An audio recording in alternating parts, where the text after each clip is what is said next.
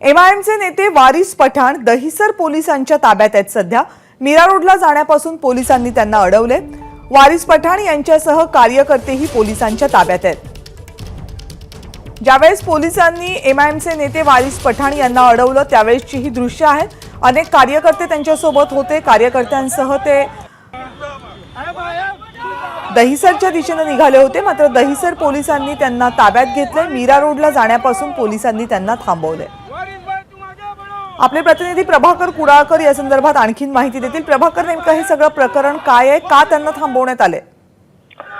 कविता, आपल्याला माहितीच आहे की काही दिवसापूर्वी मीरा रोड एकदम पूर्णपणे व्हायलेंट झाले होतं। थोडंसं जोरात बोलाल का? तुमचा आवाज पोहोचत नाहीये। नक्कीच कविता, आपल्याला माहितीच असेल की काही दिवसापासून मीरा रोड अशांत होतं आणि तेथे जे होते दोन समाजात तडे निर्माण झाले होते आणि त्याचाच एक भाग म्हणून आज जे एमआयएमचे नेते आहेत वारिस पठाण हे मीरा रोड येथे येणार होते। त्यांचं असं म्हणणं होतं की मी पोलीस आयुक्तांना भेटायला येणार आहे।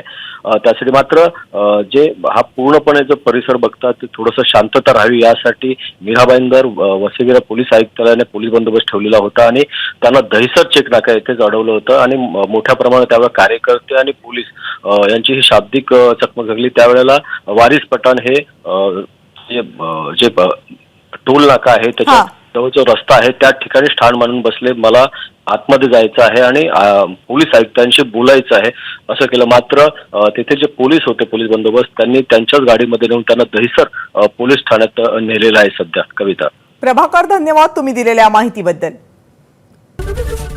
एबीपी माझा, उघडा डोळे बघा नीट।